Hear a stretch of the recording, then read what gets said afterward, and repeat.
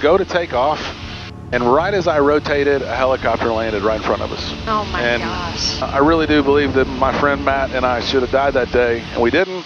This is a Cessna 172, an aircraft that I haven't flown since I did my discovery flight almost 9 years ago. If you don't know what a discovery flight is, it's basically the first time you get to really fly an airplane. That flight helped me find my passion for aviation and put me on the path that I'm on today. Even though my first airplane purchase was a Piper Cherokee 180 and I currently fly a Piper Seneca 3, I'm going to enjoy a local flight in a brand new Cessna to try and get excited about aviation again. Over the years, I've been very fortunate to fly and ride along in a multitude of different aircraft, from aerobatic flights to a helicopter and even a King Air, but lately flying just hasn't been enjoyable. So the goal for today is to get that flying bug back. So I want to introduce you to Bobby Doss. He reached out and offered to take me up in his brand new Top Hawk. What's a Top Hawk, you ask? Stay tuned, we'll get to that later. It's time to pre-flight. Bobby, walk us through it. Pre-flight inspections on an airplane are pretty extensive, so instead we're going to run through it pretty quickly for you. We checked the fuel, blue in color, no dirt, no water. We had about 6.5 quarts worth of oil. The prop was nice and smooth, so no dings or dents, and everything else looked good. So without further ado, let's get in the sky. Hooks grounds, Skyhawk 19er uniforms at United. We have Kilo. We would like to depart to the northwest, and we need a run up requesting the short runway as well.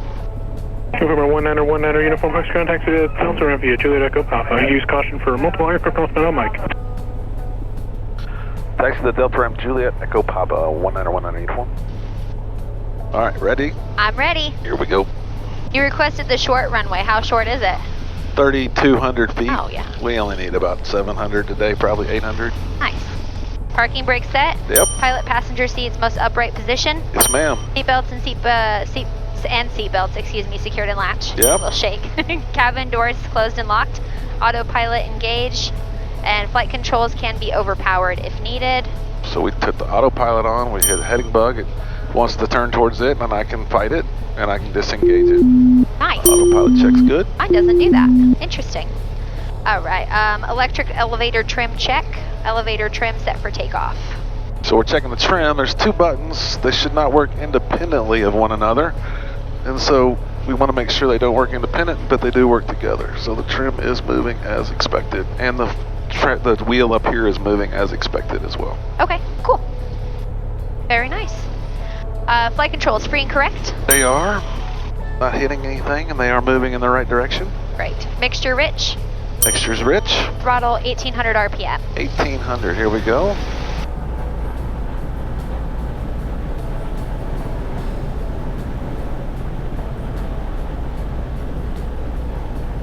All right, 1800. All right.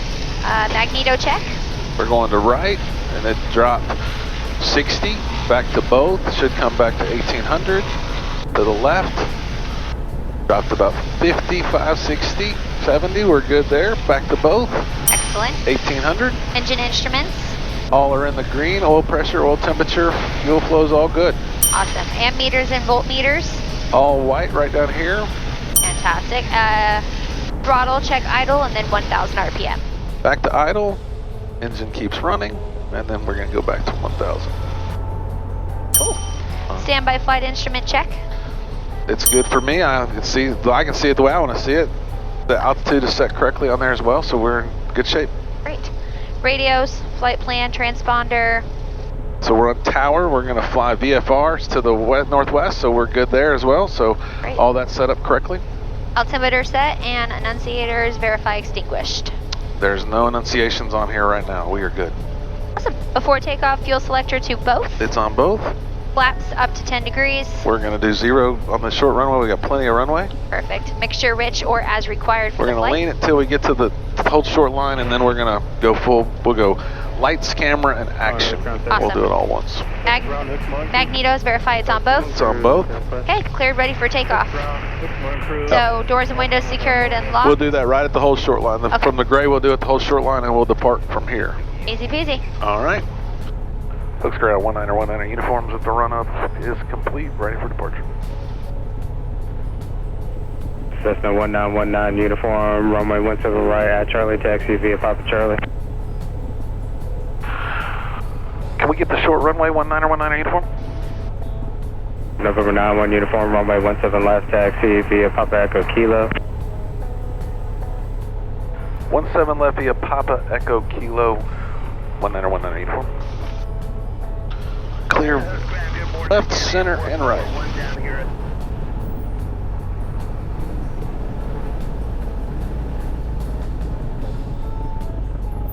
Have you named the airplane yet? I have not. Oh. I know, it's a challenge. Well, we just told the Caviator, so I'm sure we're going to get some recommendations in the comment section on that one. There we go. I'm open to all ideas. I started flying here on May 3rd, 2015. Every year on May 3rd, I make sure I fly. This year, my wife flew with us in this plane for the first time, and she loved it. I challenged her to name it. She didn't come up with anything. So. Well, I think that's very cool. We'll come up with something. Right, guys? Leave a comment if you have a suggestion for a name.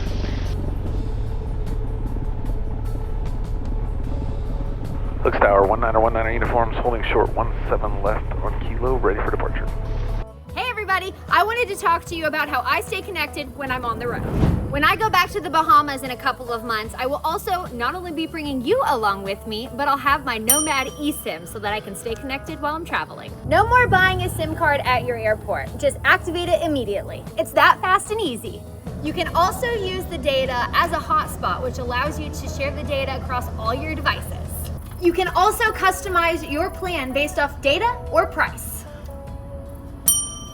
For example, when I go to the Bahamas, I use the 5 gig plan. These are pay-as-you-go data plans, no contracts, no commitments. Using their app, you can activate and install the eSIM within 5 minutes. So go check them out by clicking the link in my bio. Save 20% on all plans, including new and existing users. Don't forget to use my code NOMKAY at checkout. November 1919 uniform, Hook Tower, facing your vehicle direction of flight. Northwest. November 190 uniform, right turn to the northwest approved, runway 17 left, clear for takeoff. Right turn to the northwest approved, 17 left, clear for takeoff, 1919 uniform. Here we go. Lights. Camera, we are in altitude mode and we have mixture rich.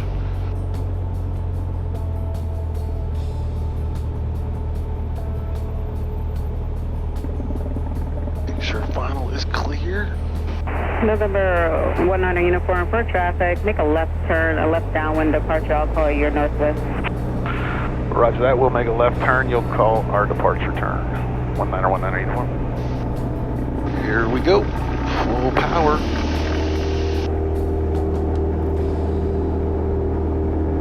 Airspeed is alive, engine instruments are in the green. 55. We are airborne. Nicely done.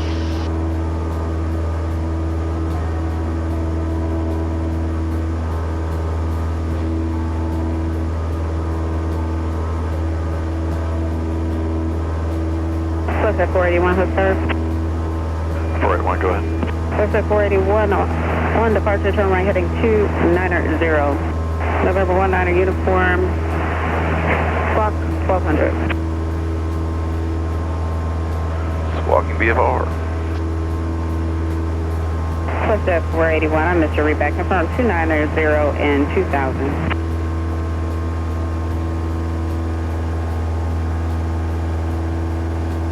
Close at 481, confirm heading 290, climb maintain 2000. 290 to 2000, push at 481. Surprised the clouds are sticking around as long as they are here. I know, this is just disrespectful. Don't they know we wanted to go for a flight? I mean, we're still in the air at least, so That's right. we were able to make it work. They worked with us a little bit at least. I can't tell you how much I love this.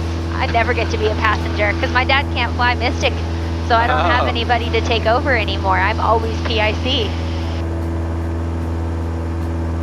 He still judges your landings though. He still judges everything. He's nicer about it than my mom is though. Her comment about chunky peanut butter that one time, oh, I'll never live that one down. Doesn't she know that's gonna stick with you for a while? Probably. Who knows?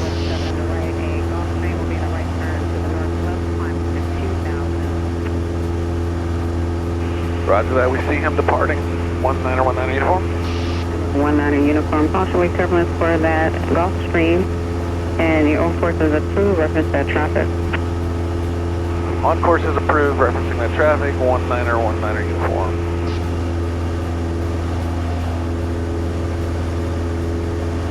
One niner uniform.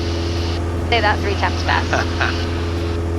Well, when you win a Top Hawk, you get to pick the tail number. And it's pretty hard to find a tail number because they're all reserved or taken, believe it or not. Yeah. And I had a bunch of good ideas and none of those worked out because they were all taken. Oh. School started in 1989. I wanted 1989. That was taken. I bought the school in 2018, so I was going to do 89-18. That's taken. Oh, man. Everything that was really good that would represent the school Yeah. was taken. So my favorite number is 19, so I went with 1919. I like it. All right. I still think it is so cool that you won this. We're going to have to find out more about that story. So what is a Top Hawk? Well, it's an aviation program run by Textron that is designed to support flight schools. I know what you're thinking. What's the big deal? Did you know as of July of this year, there are approximately 4,584 flight schools across the United States? Sounds like a lot, right? Well, think about it like this. Only 4 of those flight schools have the opportunity to win this prestigious award every year. It's been a long time since I've used any of this equipment, but if you want me to try to help with anything, let me know. Sure. I'm just getting it on autopilot so we can have a better conversation. And I remember when we bought Lil Red, we decided to do the G5s and the 530 upgrade, and my dad's like, oh, we don't need autopilot. And I was like, okay. So we do a 10-hour cross country. We get back from that 10-hour cross country. The next week, he ordered the autopilot. I bet he did. He was like, I am not dealing with 20 and 50 feet, because I'm kind of anal about that. I'm very precise when I hand fly. So when he'd be 20, 30, 40, 50 feet off altitude, I wouldn't leave him alone about it. Mainly just because it was entertaining more than anything. There you go. Looks like we can't go west, so we'll start heading towards Navasota. That's a close airport. Okay. And Do what we can. give us what we can do. All right. From Hooks to Navasota Municipal, it's about a 15-minute flight. After takeoff, we departed to the west and we flew over the city of Tomball, so if you live there, you might have seen us. We're currently cruising at around 1,500 feet, roughly 113 knots, and our RPMs are holding steady at 2,500. Well, Bobby, if you have a second, tell us a little bit about how you got into flying and how you ultimately ended up buying a flight school. Bobby Das. He's a local pilot that owns a flight school called United Flight Systems in the Houston area, and he reached out and offered to take me up in his brand new Top Hawk. Man, that's a crazy story, of course. We all have those crazy stories, but I've wanted to fly forever. I grew up where you see those white buildings out there. That water tower is next to the high school I went to. Oh, wow. Nice. And I've just always been in this area. So I've seen these little planes forever. This airport's been around since the 50s or 60s. Oh, jeez. And when I wanted to fly, I never had the money to fly. Yeah, and when I probably had the money, I didn't have the free time, and I didn't have a wife that would support it back then. In 2014, my wife was diagnosed with breast cancer, and one night she was all drugged up, and she said, if we're going to die, you can die flying planes. And I said, I'm going to go ahead and let Bobby finish his story, but we are going to talk more about his wife later on. I don't think that's what's going to happen, but you just approved it, so I'm going to go learn how to fly. And I went to this flight school. I talked to the owner and learned how to fly, fell in love with flying, and just kept getting more and more ratings and more stuff. High performance endorsement complex. Nice. And a friend of mine wanted to buy a plane together, and we were going to lease it back to the flight school. And I asked him what he wanted for the whole school, and he answered that question, and the rest is pretty much history of me buying the school. I started flying May 3rd, 2015. I bought the school May 3rd, 2018, and I love it. It's the best job in the world. There aren't too many unhappy people at a flight school. That's Normally, wonderful. Everyone has a smile on their face unless it's bad weather or there's something maintenance has canceled a flight, which happens, but not too terribly often. I have to say, I actually noticed that when I first walked in this morning, just got out of the car, I've got my iced tea in my hand, and everybody's in a good mood, and it's not even 10 a.m. yet, and I'm just astounded at how everybody's helpful and just kind and just happy to be there, and I think that that's wonderful, and I think a lot of that attributes to you and the way that you run your flight school. So I hope so. I We commend work you for real that. hard. Thank you. That's wonderful. It also keeps me a little young. I'm getting older every day, and you know, the average age at a flight school is probably 22. And so it's nice to be around younger people, Yeah. hearing their views, trying to stay young and excited every day myself. So it's a lot of fun. That's very cool. One thing when I was instructing, well, actually I wasn't even instructing yet, I was going through flight school. I'm always curious when I meet other pilots, when you were going through your flight training and now, have you noticed a difference in the type of people that are coming in and learning to fly? Is it all young people versus when you were going through it was older, or really hasn't been a huge change? Is there more women coming through flight schools? I know a lot of my aviators are curious about that. Yeah, I would say there is a combination of the same groups of people. I think there's a lot more young people. Maybe that's my own perception because I was old when I started flying. And it seems like there's a lot of like 14, 15, 16-year-old kids that are getting started flying once a month and getting into it. Wow. I think we've made a really strong effort to make sure the board of instructors match the people that live in and around Houston, Texas. So we have a diverse team, and we've got a team that more females than any other flight school in Texas.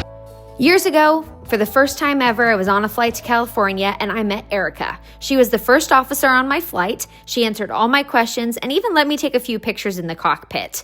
Because of people like Bobby, there's more and more Ericas every single day. And this really hits home because when I went to flight school, I was only one of 3 women the entire 8 months I was there.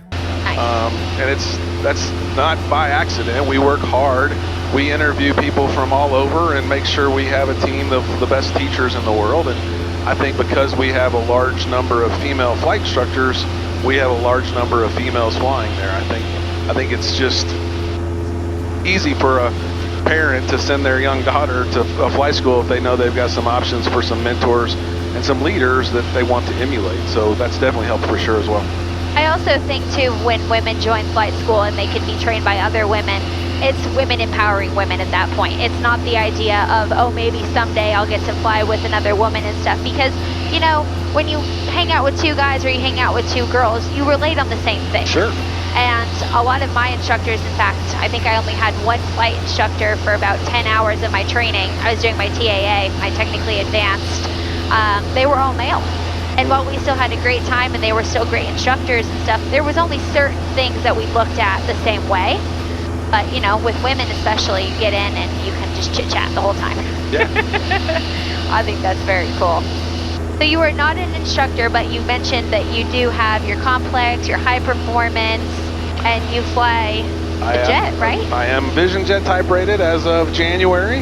Hardest thing I've ever done in aviation. Yeah. I think they told me it was going to be hard, and I just said, it's 1 engine, 1 plane, how hard can it be? And the memory items and high altitude stuff was just a shock. You know, we don't think very much about what it's like to talk on the radio in the flight levels because we don't get up there very often. Yes. But when you climb from sea level to 31,000 feet, there's a whole lot more conversation that goes on. And my brain has to really think about saying 16,500 climbing to flight level 230 because I don't say that very often. And when I just can't say 3,000, that gets really complicated in my mind. But flying the Vision Jet's a dream. It's the most advanced aircraft in the world. It's got a parachute. It's got an auto land button. But I think it's made me a much better pilot. So multi-engine, piston rated, and Vision Jet. And I'll get going if I can learn one more thing. I want to keep learning one more thing. That's fantastic. That's how I felt when I flew the King Air. They had me making the radio calls because I was actually doing my training for the air medevac at that point, and I had to build my hours, and I had to especially build nighttime hours. And so we got up to like 26,500 feet, and I 100% butchered every single radio call when they asked me my altitude because I just, like you said, I wasn't used to having to do all of that, and it was kind of a crazy concept. So, I've got a great coach that flies with me a lot. He's a great mentor. He was an instructor for many, many years and has thousands of hours of turbine time flying corporate. Nice. And he doesn't let one thing slip, which is good. I like the coaching. I like the feedback. I want him to make me a better pilot. And you can't be sloppy. Those air traffic controllers at 31,000 feet are expecting you not to miss a call and to get the call right when they make it. That's exactly right. I mean, air traffic control just in general has a hard job, but especially up there because these airplanes are also flying so much faster. I mean, carrying more people, carrying more weight, going further destinations, you got to keep up. No doubt. So that's very cool. You mentioned you want to keep your training going. What's the next aircraft you want to get certified in or learn how to fly? Or I think I'd like to get current in the twin and stay proficient. I fly a 182 a lot for my family when we go places, and the twin's not that much faster, but there's some pros and cons to flying a twin versus a single. Yep, couldn't have said it better myself. Flying a single-engine airplane, in my opinion, is just a lot more enjoyable, which is exactly why I've started looking at a 182 RG. But leave a comment if you think I should look at something else. so we're just kind of flying out and about. We're at 1,500 feet. We are. Probably clouds at around 2,500 feet. Yeah. A little hazy, but probably 10 miles of visibility. Slight Actually, not bumps too bad. today. Not really that bad. Not too windy. I think the winds were about 4 or 5 knots when we left a while ago. Yeah. Up here, we have a 13-knot crosswind right now, so not that bad. Not too shabby. Not to mention, too, since the clouds are above us, it's a little bit cooler in here than I thought it was going to be. Yes. You guys already know, I don't always set up my air conditioning, and I rely on the ram air through my vents, and these vents are actually much nicer than mine, but we won't tell Mystic that. It's shocking to fly a plane with only 15 hours, how stiff and sturdy. These aren't falling out yet. They're all really nice and firm. I think that's very nice. cool. So you got to tell the Caviators, how did you win an airplane? Well, Cessna has a bunch of what they call Cessna Pilot Centers. So it's flight schools that I think are recognized for doing good stuff, that they want to partner with, and that are committed to the Cessna brand. We fly 20 aircraft. The majority of those are Cessnas. We have a full motion simulator that emulates every Cessna, including our beach travel air that we fly. And because of that commitment, the Cessna, they give an opportunity for all their Cessna Pilot Centers to win a Top Hawk, what they call Top Hawk. This plane is branded Top Hawk because it's designating the 4 nicest Cessna Pilot Centers are the ones who have submitted the best marketing plan to use a Cessna in their business. So we created a 10-minute video. You can see that on our YouTube channel.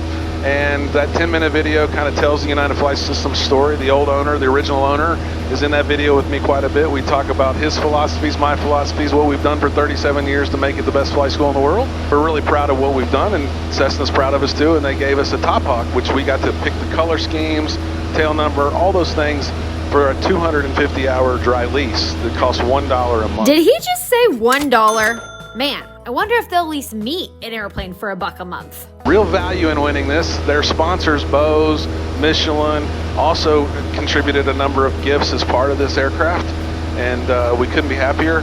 It takes 3 years. If I was to order a plane from Cessna today, it'd probably take 2.5 or 3 years before I would take delivery on that aircraft. Oh, wow. So it's also an opportunity for a Cessna Pilot Center to get the opportunity to get a plane sooner than they would if they had to wait in line. Yeah. And so we are going to purchase this aircraft once those 6 months are up, or the 250 hours, and people can come fly just like Kay's flying and be able to experience what the latest and greatest technology is, and hopefully one of the nicest planes at a flight school anywhere in Texas. I think that is fantastic. It is a very, very nice airplane. I mean, I've had my little Cherokee and I have my Piper Seneca now, but it's kind of making me think I might have to start looking into Cessna again when I go back to a single engine, which It's I really am thinking about convenient. doing. And I've always been a Cessna guy. I like the visual view of being able to see the ground. I think some people like the view of not worrying about traffic.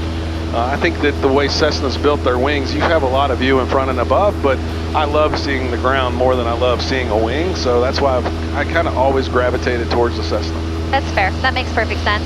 I will say, too, one thing I kind of forget about until I'm sitting in here is it's quite a bit cooler. Yes, I think so.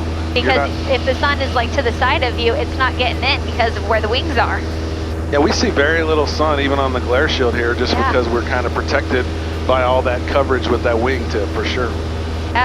Houston, we might have a problem. I might be looking into getting a Cessna. I'm sure Textron and Cessna love to hear that. For Oh, sure. I'm sure. Oh my goodness, that is so cool. All right, time to weigh in, Caviators. Should I switch to a Cessna? What was the first airplane you ever flew?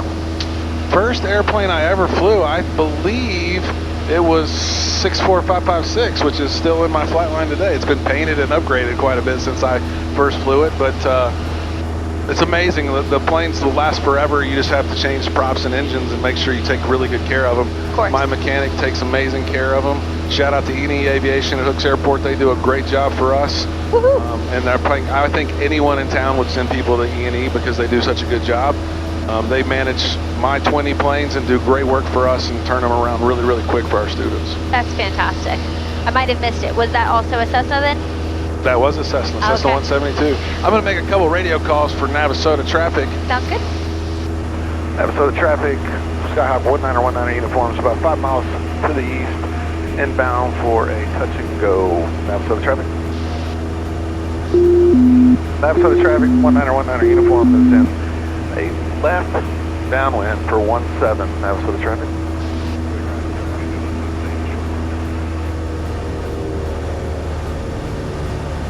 He's just sitting there on the runway too.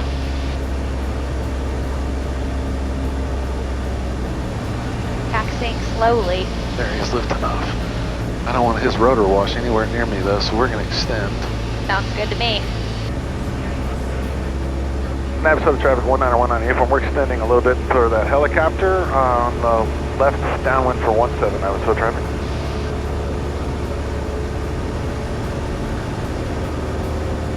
Somebody behind us there too. I think that's the helicopter leaving. Yeah. Navasota traffic 1919 uniform, having a left base for 17, Navasota traffic.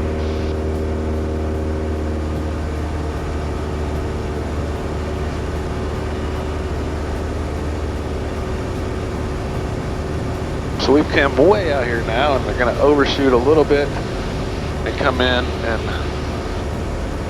approach 17 for Navasota.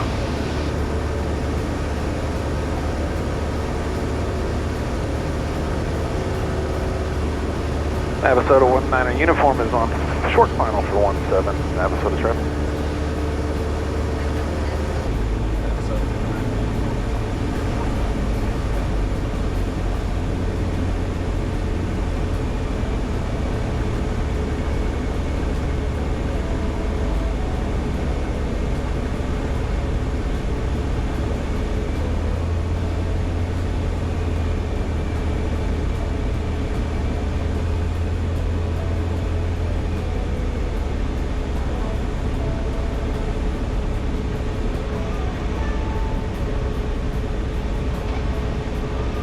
Right. Well done. Right on the 1,000-footers. Here we go. Well done. Right on the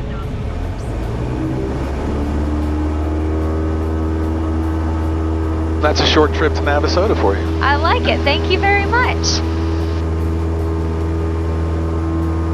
I think I got to give you like a 9.5 out of 10 on that landing. That was impressive. That's good. I hope that makes the final version of the video. Oh, it will, for sure.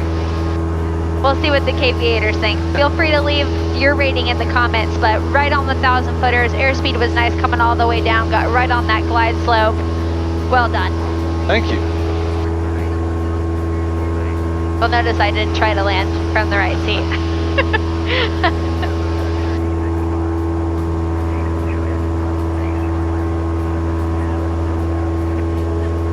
That was a great landing. We're making our way back over to David Wayne Hooks, and I'll be honest with you, a lot of you actually already know this. I've never flown into the Hooks airport. It's not that far away from me, but it doesn't necessarily have the greatest rap sheet. Now, what I will say is I've met a lot of the pilots over here today, and they're all fantastic, so I think it really just boils down to how busy it is. Lots of uniquenesses. There's also a document that the FAA's published on those uniquenesses. If you looked up the David Wayne Hooks runway guide, you would probably find that document as well, and it would tell you everything you need to know about the movement area, where you can and can't go, when you have to talk to the tower and ground. And if you knock those few little steps out, it's a great airport to learn how to fly. I think that's fantastic. Or visit. The Aviator Grill is amazing. They have great food. Lots of Army, Marines, Air Force, Navy guys that do training runs come there just to eat lunch and leave. And you can meet a lot of cool people. Harrison Ford's been there a few times. Nice. Lots of famous photos on the wall for people coming to the Aviator Grill, for sure. Didn't you say it's like the top 10 busiest? I'm pretty confident that it's in the top 10 of GA airports. More landings, more takeoffs than most, and it's really, really busy. I can believe that, because I mean, even as soon as the clouds started to go up just a little bit, you saw like 6 airplanes start up almost immediately, all at the same time, all wanting to get out at the same time, including us, by the way. Yes. And I think that that's great, because that shows that people really are passionate for flying, and I think that that's wonderful. So you might see me flying into David Wayne Hooks soon. Do my $100 cheeseburger at the Aviator Grill. Very cool. Well, I know we're getting close, so we're going to have to start paying more attention and making more radio calls and such. Well, listen to the weather. Sounds good. Runway 17 right approach, notice airman.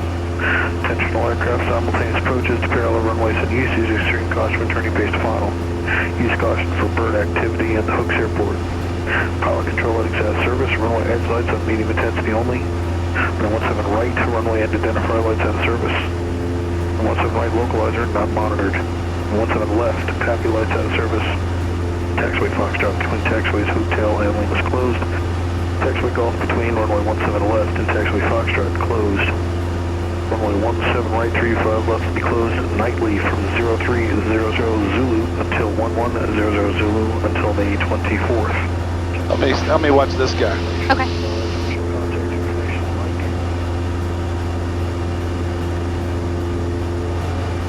Hooks Airport information, Mike 1516 Zulu special observation, wind 0904, visibility 10, ceiling 1,900 broken, temperature 28, 2.23, altimeter 3001. Expect RNAV runway 17 right approach, noticed airman.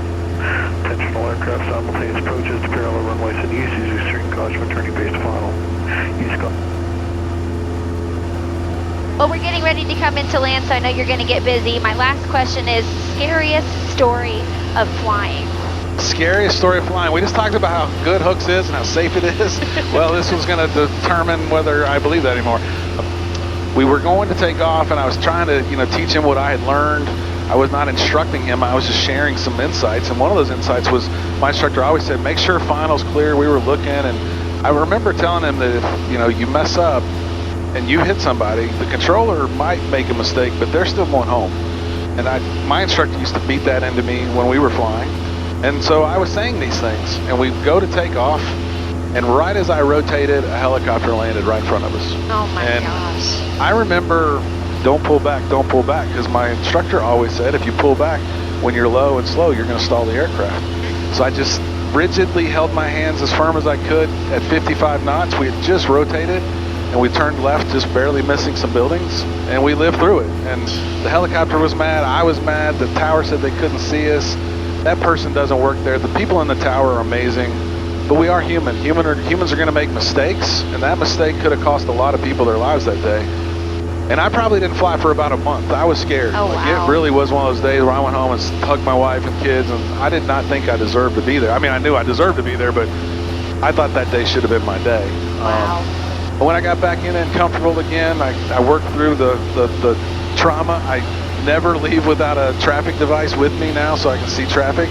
I don't just think about final. Now I think about final above me, to the left, in front of me. I look everywhere and scan everywhere. Wow. It made me a better pilot, but I really do believe that my friend Matt and I should have died that day, and we didn't. And so I'm very lucky, and aviation's super safe, but you got to have your head on a swivel, and you got to make up for other people's mistakes when they happen, and be good at your trade.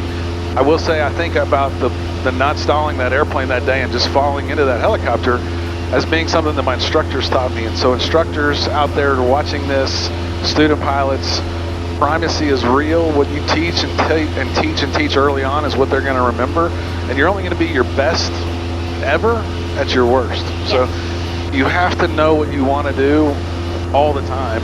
And in that case, I think it was my teaching, and I would have pulled back, we might have died, and I didn't do that. And I give a lot of credit to Tyson and Justin out there who taught me those primacy things about being a good pilot. Awesome. Well, Tyson and Justin, if by some happenstance you end up watching this video, well done, because I have to commend you, and I have to commend you. And those really stressful, spur-of-the-moment things, you don't have a lot of time to think, and you were able to rely on the training that your instructors gave you, and ultimately it kept you alive, and it kept the people you were with alive, and that's really an important thing. Because it's easy to talk about, in theory, this is exactly what I'm going to do if something goes wrong. then something goes wrong, and you don't really have that time to react and think about it, especially in a situation like that when you were so close to the ground. Correct. Very much That's so. crazy. I had a similar incident when I was leaving Dallas, but it was on the ground. And not a helicopter, but a student pilot exited the runway and made her radio call, and ground just forgot about me. So she pulls out right in front of me, and I slam on my brakes, pull my power back, and my mom's in the back, and she's already paranoid. She's like, "What's going on?" And I was like, "We're good, we're still on the ground." But the student and the ATC did not say anything about it. Hooks Tower, Skyhawk, 1919 uniform is inbound 11 miles from the northwest for a full stop. We have Mike. Okay. Flight runway heading, runway 17 right at Charlie, clear for takeoff. Clear for takeoff, 17 right at Charlie, runway heading, Cherokee 2. November 1919 uniform, Hooks Tower, Squawk 5365. Confirm you have information, Mike. 5365, and we do have Mike, 19 uniform.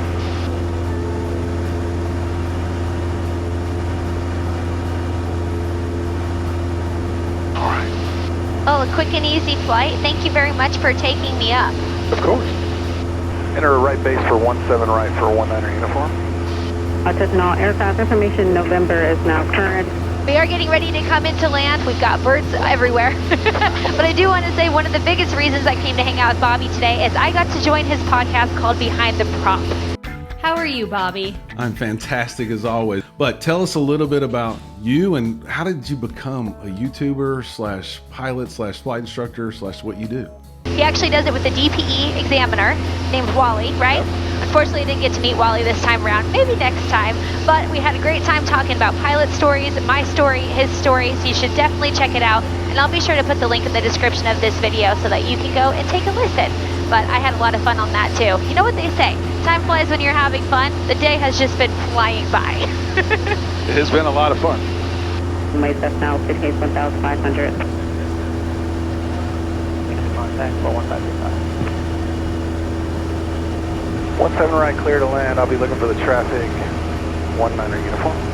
Number 1 at runway 17 right at Charlie, take all fine. So that's the difference, is they cleared me to land way out here, right? Yeah. Somebody taking off, you just got to make sure.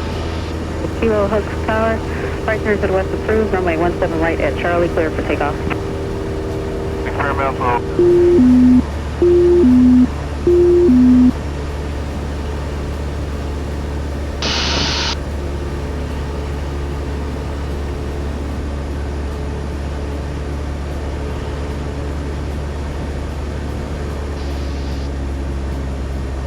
There's the runway. Very nice. I was looking for the water.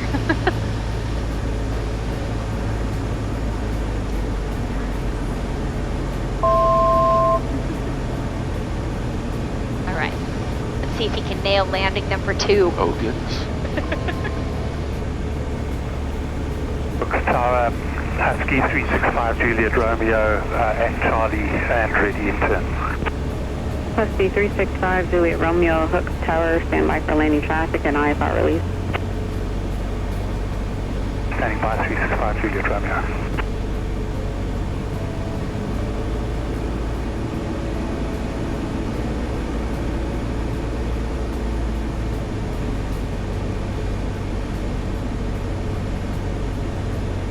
With 7,000 feet, I'd like to be a little high here. Lots of trees, power lines, new gas station they're putting in right at the end of the runway.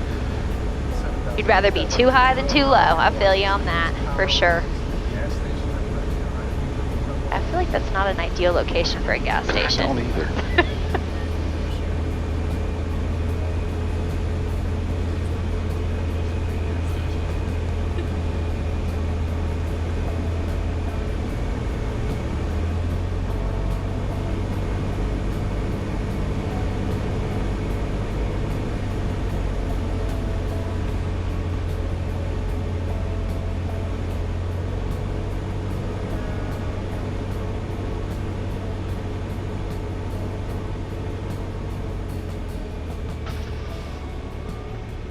Two for two. Well done. 242. I like to turn the air conditioner on as fast as I can here. All right. Uniform Express Echo, contact ground 121.8. Have a good day. Exit Echo, contact ground 121.8. Good day. 19er uniform. Now, before we end the video, I do want to give you an update on Bobby's wife. She's doing amazing. She did have a mastectomy in 2014 and multiple surgeries, but she has been cancer-free ever since. Woohoo! Hope you all tune in to Behind the Prop, my podcast, and I really appreciate the time. We might be buying a Cessna when I look for my next airplane. That was so fun. Not that you're surprised, but I had a total blast, and I think I'm going to have to ask Bobby if I can come back and actually fly this bad boy, so stay tuned for that video.